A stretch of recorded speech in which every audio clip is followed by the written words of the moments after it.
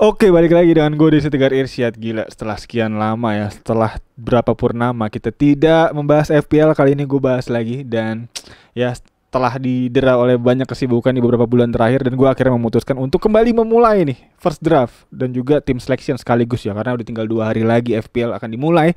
Dan pertandingan akan dibuka di hari Sabtu dini hari, jadi jangan lupa tuh Jumat malam, dan juga pertandingan antara Liverpool melawan Bournemouth. Dan juga di sini gue udah mengkulik data ya, dan juga beberapa pemain yang memang kayaknya udah mulai berubah banget ya, bener-bener banyak nama-nama baru dan juga banyak nama-nama yang sering kita lihat pindah gitu. Salah satunya kayak Liverpool deh, Liverpool banyak banget nama-nama baru di sini. Ada Uritz, ada Frimpong di situ, ada Kerkes juga yang dari Bournemouth sekarang main di Liverpool. Dan gue udah menyusun dan juga udah meracik tim dan juga udah gue kulik ya, dan gue lihat juga beberapa konten creator lain yang udah menunjukkan draftnya cukup menarik banget, dan udah gue analisa juga data-datanya dan seperti apa kira-kira tim gue kali ini. Untuk itu langsung aja akan kita bahas di video kali ini. Let's go. Oke, langsung aja sekarang kita lihat untuk tim gua di sini. Gua kiper menggunakan Kelleher, di mana Kelleher bisa gua lihat di sini dia udah bermain secara full ya bersama Bournemouth ya, dan di beberapa pertandingan preseason kemarin juga dia main, dan juga Kelleher ini menjadi kiper utama nih diproyeksikan. Dan kemarin sih sempat gak main ya. Judulnya Precognition.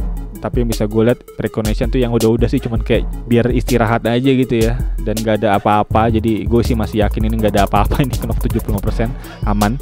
Dan juga selanjutnya di lini belakang gue ada Frimpong ya, 3 back seperti biasa, formasi yang emang selalu gue gunakan. Dan juga di sini prinsipnya masih sama ya, seperti halnya gue di musim kemarin, gue menggunakan formasi 352, dan juga prinsip untuk bisa di awal musim menggunakan nama-nama yang memang tim selected by-nya tinggi banget.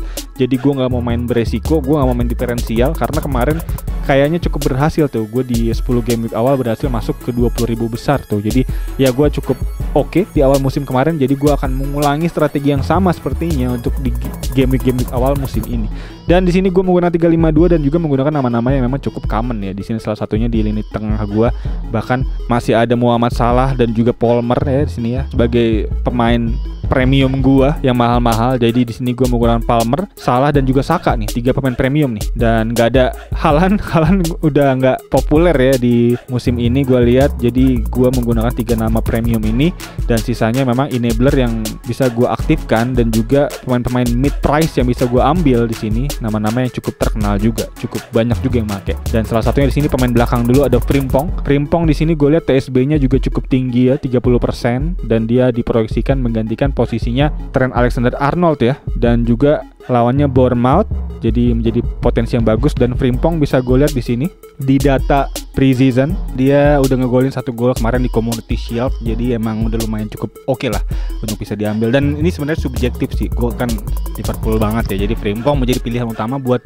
salah satu pemain gue di lini belakang. Dan selanjutnya ada Van de Ven Spurs. Ini gue bisa lihat datanya di sini mantep juga gitu, dimana Spurs ini unbeaten dari 5 pertandingan preseason kemarin. Jadi di bawah Thomas Frank, pelatih baru, dia belum pernah kalah. Bahkan di 5 pertandingan awal preseasonnya dia nggak pernah kalah, kecuali sama Bayern Munchen ya di pertandingan terakhir ya. Jadi ya cukup menarik di sini. Dan juga selanjutnya ada nama-nama kayak James Maddison cedera, jadi tentunya lini tengahnya ini agak kurang pastinya. Jadi ada nama baru yang mungkin muncul seperti Muhammad Kudus, dan tentunya di sini bisa kita lihat Muhammad Kudus menjadi nama yang memang gue bisa lihat tinggi juga TSB-nya. Salah satu 5 top player dari midfielder yang bercokol ya, dan bisa teman-teman pakai ya kalau emang teman-teman mau bermain aman gitu. Dan selanjutnya ada Reinders, di mana Reinders di sini gue lihat datanya ya di preseason match, di preseason news dari Fantasy Premier League, dia bahkan mencetak 2 gol kemarin brace waktu lawan Palermo ya. Jadi dia udah outscore Erling Haaland, bahkan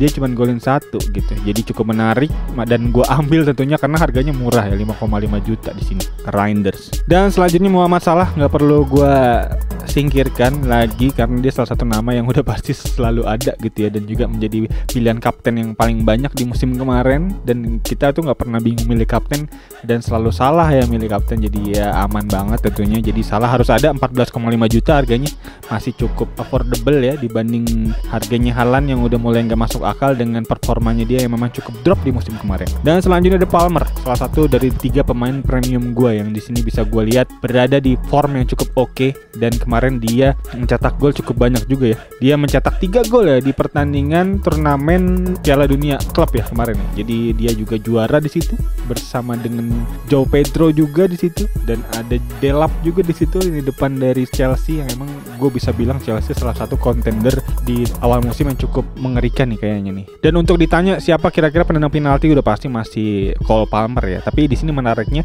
Chelsea punya 3 penendang penalti nih ya, yang dimana dia pemain-pemain baru, salah satunya ada Pedro yang pemain Brighton kemarin, salah satu penendang penalti Brighton kemarin maksud gue. Pedro ada di Chelsea sekarang, dan Liam Delap juga penendang penaltinya Ipswich Town di musim lalu juga ada di Chelsea kali ini. Jadi cukup menarik Chelsea pemain-pemainnya. Dan selanjutnya ada Saka, salah satu nama yang menjadi pilihan untuk Arsenal ya, karena bisa gue lihat di data pre-season news dari Premier League ini ditulis gak ada pemain Arsenal lain yang menciptakan peluang serang terbanyak selain Bukayo Saka. Jadi Saka menjadi nama yang masih ya cukup oke lah untuk penyerangan Arsenal di sini. Jadi harus kita ambil ya, karena Saka salah satu nama yang cukup konsisten juga kayak di musim lalu. Gue nggak ingat Saka cukup ngedrop, mungkin di tengah musim cukup ngedrop ya di musim lalu. Tapi Saka selalu ada kayak di tim gue musim lalu. Jadi kayaknya harus ada lagi dengan harga 10 juta di sini menjadi nama premium ketiga gue. Dan selanjutnya lini depan tentunya, dimana lini depan gue di sini ada João Pedro dan Watkins, yang dimana pilihan pemain depan tuh banyak sebenarnya. Tapi prinsip gue satu lagi ya, dimana tadi kan sebelumnya gue sebut prinsip gue adalah untuk bisa bermain aman dan tidak diferensial. Dan juga selanjutnya prinsip gue kedua di awal musim adalah untuk bermain cukup aman dan tidak mencoba-coba pemain baru. Salah satunya bahkan Urit saja gue nggak masukin di tim ini karena masih pemain baru di Liga Inggris, jadi perlu adaptasi ya gue rasa ya. Jadi nggak bisa gue percaya sepenuhnya juga gitu di awal musim.